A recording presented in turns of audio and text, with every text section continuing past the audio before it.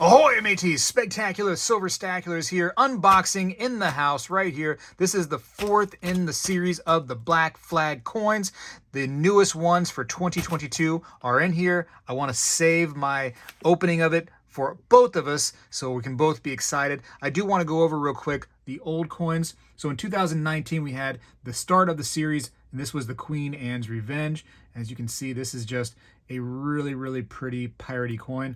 That started the series. That began my love for these pirate coins right there. I love that. You won't be able to get these holders right here. This was created by an aftermarket creator, so you can't grab those, but you can just sit there and just oogle them if you would like to. From your home, from my collection. How about that? Here is the 2020. This is the Royal Fortune. And you can see things got done a little differently here. They made the skull kind of large. You can see the skull is hidden kind of in the clouds on the original, just a little bit right there. And then they made the skull quite large, and that's what they did. Ship still looking cool. Overall, the coin still looked great. These are 4/9s fine, by the way, ladies and gentlemen. This is not a 3/9s type of coin. This is a 4/9s. Now, where they kind of messed up was in 2021 with the red flag fleet, because instead of focusing on a ship, they ended up focusing on the pirate themselves. And that was unfortunate. A lot of people did not like this. As you can see, the pirate is the focal point here, and the ship, which is a junk type of ship, a Chinese junk is what it's called, that was kind of in the background. So unfortunately, they messed up there. They seem to have taken note of their error, and in the new coin, which I've already had a glimpse of online, looks great. So I really don't want to show you too much of my receipt right here, so I'm going to try to dump everything out without showing you receipts. And I got a few of them because I thought, you know what, they were cool, and cool enough for me to buy a few. And I typically will do that with these releases right here. I was able to get in on them. Well, hold on, I'll look at the price tag real quick.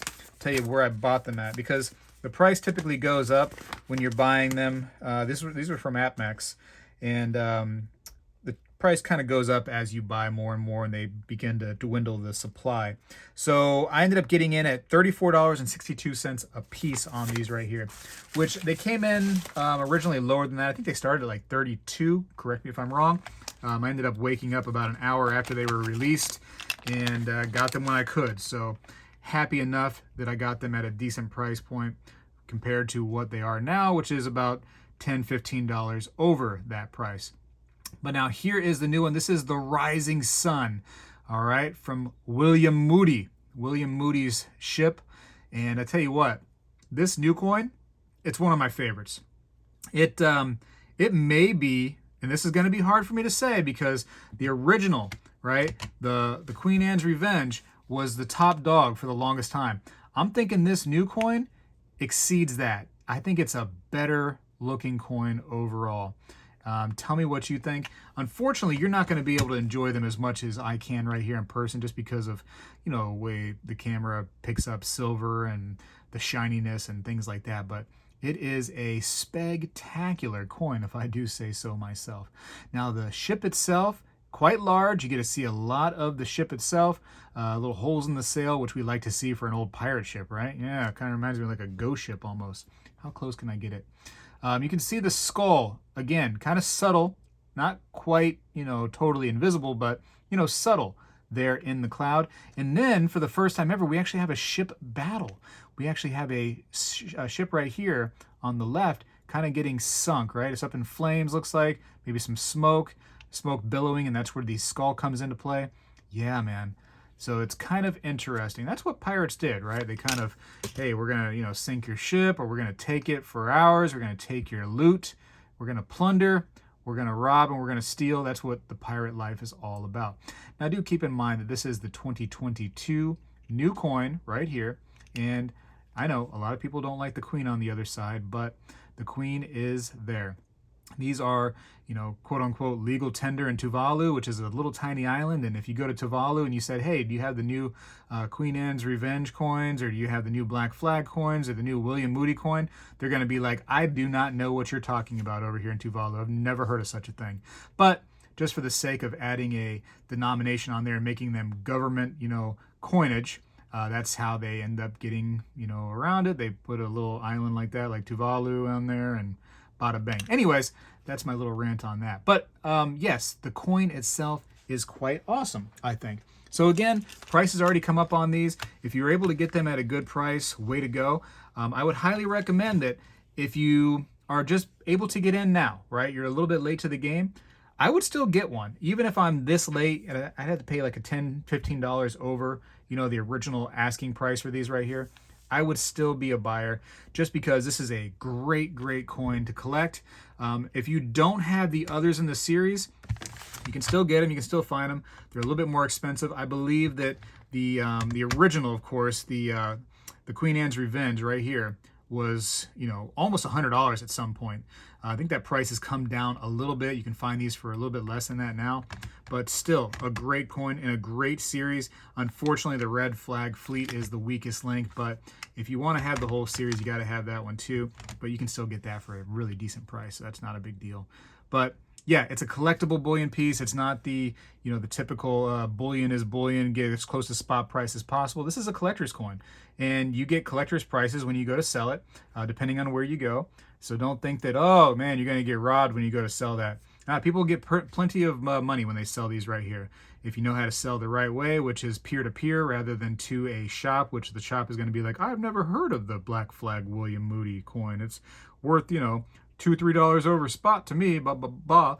Yeah, you want to find, somebody that's like me that actually knows about the coin, knows that it has a limited mintage of 15,000, and bada blam. Now, they do have a 5-ounce version. 5 ounce to me was not the greatest investment when I was able to get into it, which was a little bit later, like I said, about an hour later.